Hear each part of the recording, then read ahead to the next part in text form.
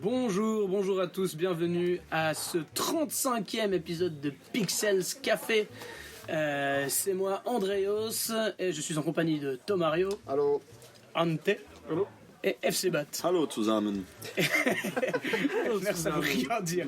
Et aujourd'hui, nous allons parler d'un sujet qui va faire cogiter un peu les cerveaux, puisqu'on va parler de morale ou de message dans le jeu vidéo. Donc on va essayer de chercher un petit peu chacun, est-ce qu'on a un jeu ou une expérience dans le jeu vidéo qui nous a vraiment appris quelque chose, fondamentalement, qui nous a transmis un message marquant. Et je vous laisserai vous lancer si vous avez quelque chose qui vous vient à l'esprit comme ça. Moi c'est une série que j'adore, j'en parle souvent, tout le monde sait de quoi je vais parler, c'est Mass Effect. Alors non seulement il y a un message qui est assez philosophique sur le fait que les races biologiques se feraient dépasser par leur création, qui seraient des races synthétiques. Enfin, c'est tout. Mais c'est vraiment très philosophique sur qu'est-ce qu'est un humain et qu'est-ce qui arrive après, qu'est-ce qui dépasse quoi à partir de quand. Enfin voilà. Mais par contre, tout ce qui se passe autour de la trame principale, il y a beaucoup de sous-trames, de quêtes secondaires qui parlent de pêle-mêle de racisme, de génocide. Justement, comme je disais avant, il y a quelque chose dans l'univers de Mass Effect qui s'appelle le génophage. Donc c'est la race Krogan qui s'est faite stériliser pour évidemment ne plus pouvoir se reproduire, car les autres races extraterrestres pensaient que c'était une race qui était beaucoup trop dangereuse pour la paix dans la galaxie et qu'elle allait essayer de toujours plus étendre son territoire et entrer en guerre avec les autres. Donc c'est assez intéressant parce que finalement il y a des arguments pour et contre, mais ça reste quand même un génocide et moi c'est pour ça que j'étais contre. Donc. Enfin c'est ça se rapporte à un génocide, mais il y a aussi du racisme. Enfin ça brasse beaucoup de sujets dans Mass Effect. Donc je vais laisser, avant de passer à un autre jeu, je vais laisser quelqu'un d'autre s'exprimer sur. Du coup j'y vais. Je me lance. Moi c'est une série qui m'est très chère, que j'ai fini beaucoup de fois parce que elle est déjà incroyable sur plein de domaines, mais surtout justement, et c'est ça qui fait sa force, son histoire, et c'est la série des BioShock. Alors il n'y a eu que 3 épisodes, mais chacun d'eux a su apporter son lot de messages critiques, de plein de choses, et autant certains sont obvious, comme dans Infinite, quand on introduit le jeu, on parle on voit très bien l'absurdité de certaines religions, certaines religions poussent à l'extrême, on voit la ségrégation, parce que le jeu dans Infinite se passe dans les années 10, donc on est en pleine ségrégation raciale, donc vous commencez le jeu, l'un de vos premiers choix à faire, même qui n'a pas énormément beaucoup d'incidence, c'est est-ce que vous allez lancer votre balle de tennis sur le couple de noirs, ou est-ce que vous allez le lancer sur le présentateur qui vous propose de lancer la balle sur le couple de noirs. Bref, ça c'est les sujets vraiment très évidents, mais après dans le premier on a d'autres sujets qui sont un peu plus subtils et plus intéressants, justement c'est sur ces sujets que s'est construite la ville de Rapture. En gros, je ne vais pas vous raconter toute l'histoire, mais l'idée c'est que dans cette ville de Rapture, il n'y a plus personne pour vous empêcher de faire quoi que ce soit. Donc si vous êtes un artiste, il n'y a plus de censure. Si vous êtes un médecin, il n'y a plus d'éthique.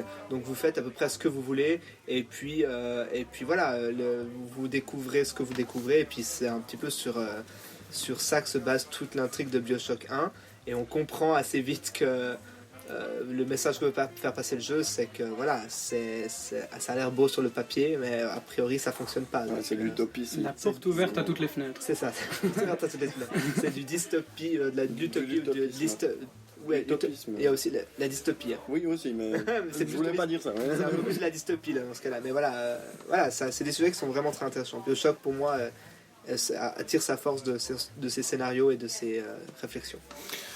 Moi, un exemple récent que j'avais trouvé plutôt bien foutu, c'était dans Watch Dogs 2. Je sais que le premier Watch Dogs s'est fait décrier par tout le monde, etc.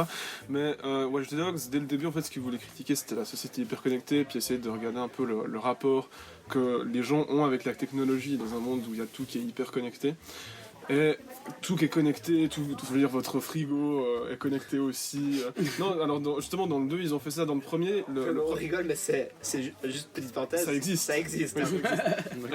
Dans le premier, le problème, c'est que le système de jeu ne fonctionnait pas avec le message qu'il voulait faire passer, parce qu'il voulait faire passer le héros comme un justicier, et on dézinguait des centaines de mecs durant tout le truc, donc ça le faisait pas trop. Mais dans le deuxième opus... ils ont pris ils ont pris un contre-pied et ils ont décidé de faire la dérision, et ça marche tellement mieux. Je pense notamment à une scène dans une mission, on doit faire le conducteur de bus pour la société, une des plus grandes sociétés d'informatique qui s'appelle Noodle. Voilà, blague à Google, et puis en plus ça fait nouille. Non, mais voilà, c'est littéralement la blague. C'était référence à Doodle. Non, Noodle. Bravo. Et c'est vraiment très drôle parce qu'on doit conduire un bus qui conduit tous les employés au travers de la ville jusqu'au centre Noodle. Et en fait, on les entend commencer à parler. Et en gros, ils critiquent les gens qui gèrent toutes les données de tout le monde, qui sont souvent genre des espèces de proto-hipsters. Non mais vraiment, qui en plus sont genre juste des amis de circonstance, et puis qui en général essaient de se poignarder dans le dos. Et puis en fait, ils pensent à critiquer la société, non pas en disant ouais, c'est des salauds, machin. En fait, ils les exagèrent à l'extrême, et ça en devient juste ridicule. Il y a par exemple un patron qui une fois il dit ah, voyez, moi mon système il est incraquable, personne ne pourra jamais entrer.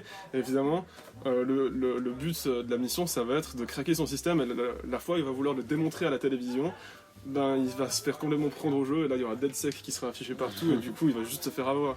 Et je trouvais que c'était un bien meilleur moyen de montrer à quel point la société connectée non seulement était dangereuse, mais en plus à quel point elle était omniprésente, parce que le gars qu'on piège, c'est un gars qui a une société qui s'appelle Home, et en gros ils vendent des maisons connectées, mais il y a vraiment tout qui est connecté, du frigo au micro-ondes, à la table, à la piscine, au garage, il y a vraiment tout qui est connecté, tu fais le moindre mouvement, il y a tout qui est enregistré par 15 robots différents, et je trouvais que c'était vraiment une série qui a... Alors, le premier opus c'était foiré, mais le deuxième arrive bien mieux à traiter du sujet, de la technologie, et puis d'ailleurs justement ça nous fait réfléchir sur notre propre monde. Maintenant on a des consoles connectées, on a des télés connectées, on a des Natel connectés, on a des Sonos connectés, on commence à avoir tout qui se connecte gentiment, on a déjà des voitures qui sont connectées et qui se pilotent de manière autonome. Du coup, jusqu'où est-ce qu'il faudrait mettre la limite? Et du coup ce jeu arrive à poser pas mal de questions, et il y répond d'une manière que je trouve suffisamment satisfaisante.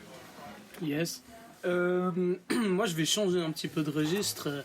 Ce que ça m'évoque, la morale et le message, c'est Undertale, qui est un jeu que je conseille à tout le monde, soit dit en passant.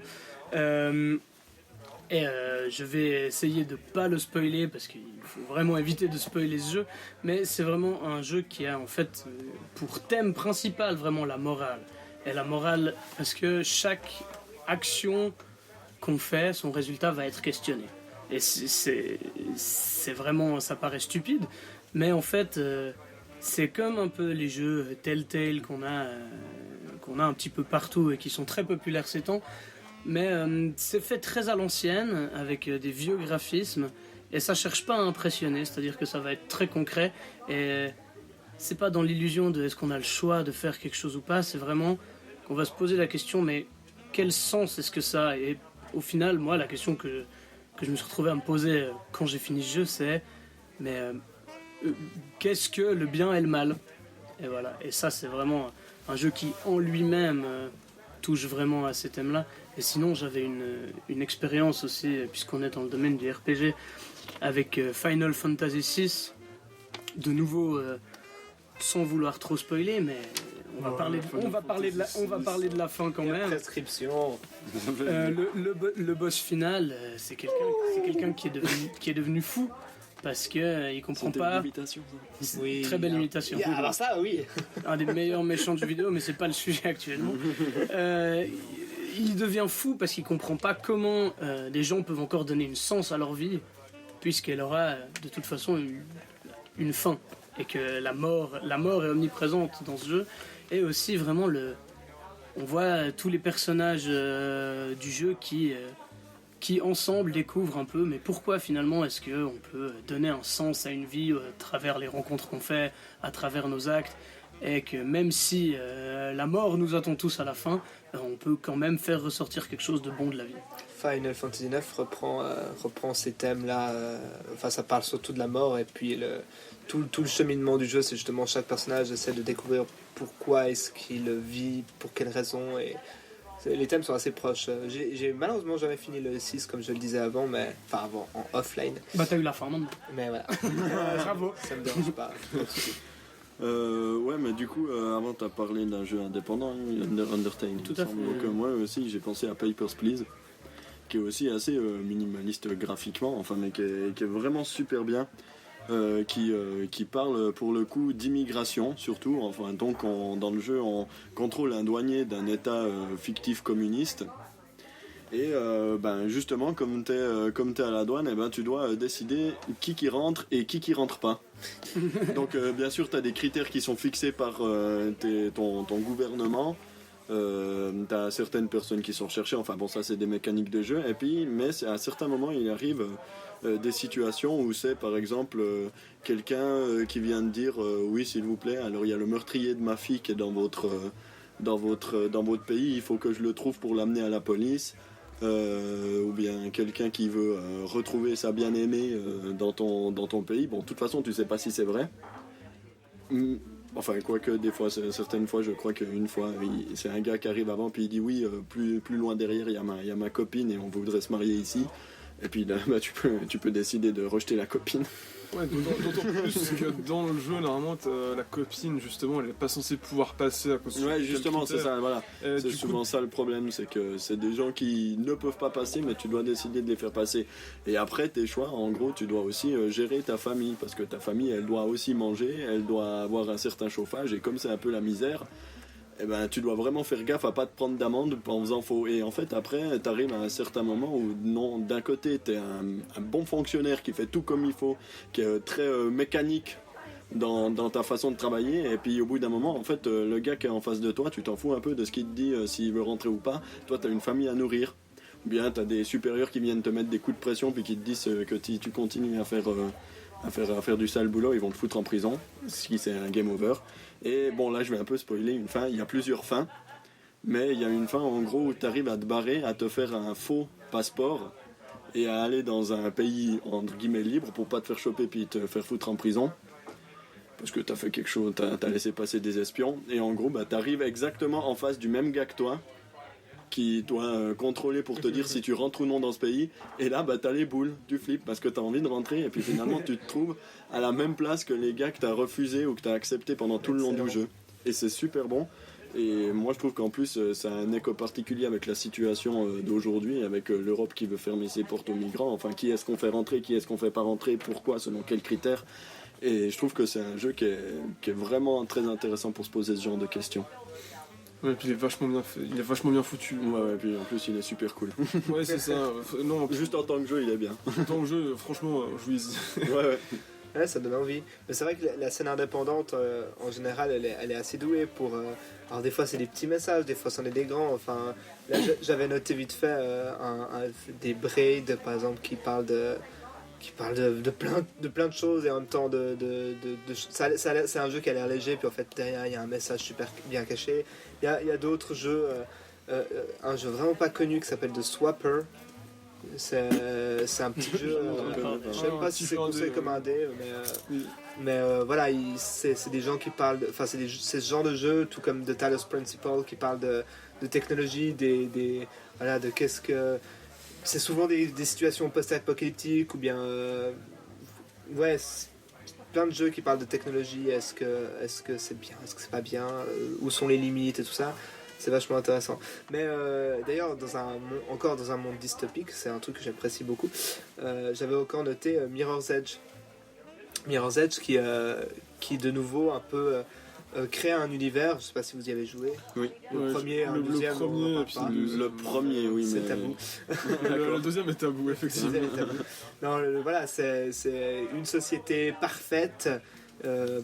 Parfaite dans le sens où il n'y a plus de criminalité, il n'y a plus de saleté dans les rues, il n'y a plus rien de négatif sur cette terre, mais on se rend compte de nouveau que c'est un de ces univers qui ne peut pas fonctionner. Et d'ailleurs, vous incarnez l'un de ces rebelles. Hein. Enfin, en gros, vous incarnez une messagère simplement qui délivre des messages qui ne devraient pas être délivrés parce qu'ils sont jugés pas corrects. Et puis c'est là où on se rend compte que justement ça fonctionne pas cet univers.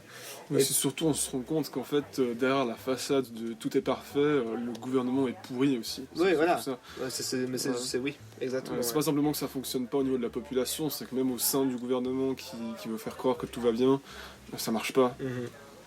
Une autre série qui m'a pas mal, et puis après je vais arrêter d'énumérer tout simplement, je vais parler d'autres choses, mais une autre série que j'ai beaucoup aimée et puis qui aborde pas mal de sujets bizarrement assez intéressants, c'est les Ace Attorney, malgré le fait que c'est le système judiciaire américain vu par des japonais, donc c'est un peu étrange, mais il y a plusieurs épisodes qui se concentrent à parler de justement jusqu'où la justice peut aller. Est-ce que la fabrication de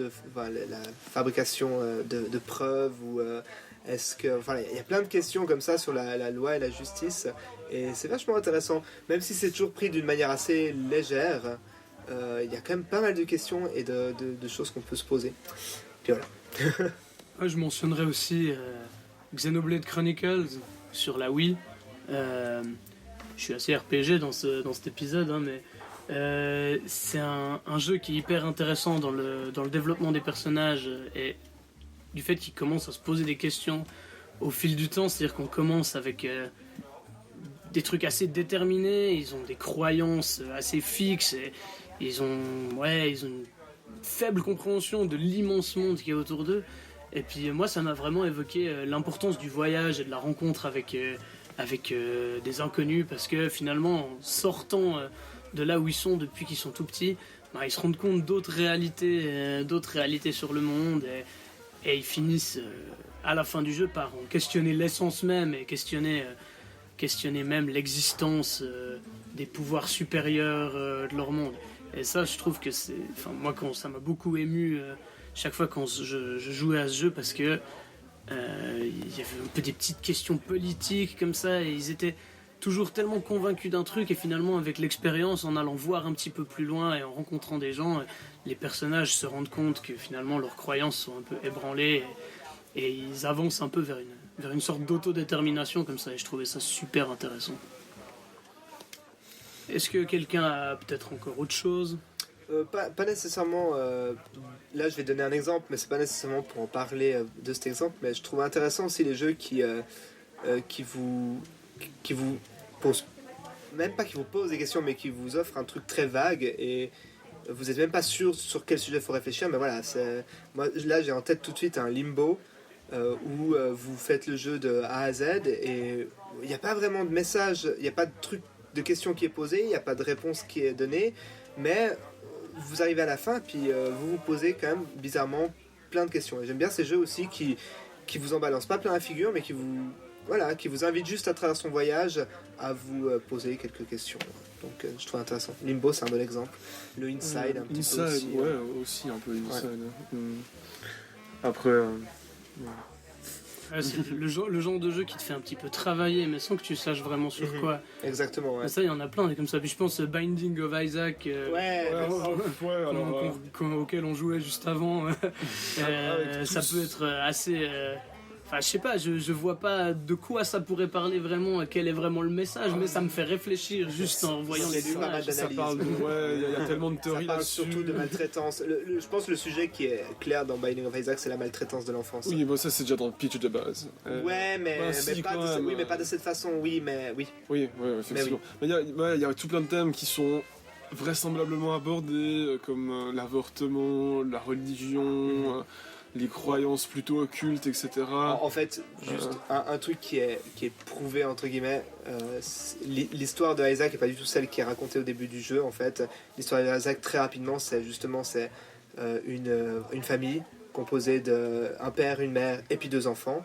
Et puis un jour, un des 2 enfants disparaît, on ne sait pas exactement s'il meurt ou comme ça. Un des 2 enfants disparaît, et avec les conséquences de cette disparition, c'est que le père décide de partir à son tour, et on se retrouve avec une mère et un gosse, et puis la mère, après avoir perdu son enfant et son mari, va tomber en dépression et négliger son enfant, en fait. C'est ça un peu le pitch de base de Binding of Isaac. Et bien sur cette note joyeuse, chers amis, nous allons conclure notre petit café.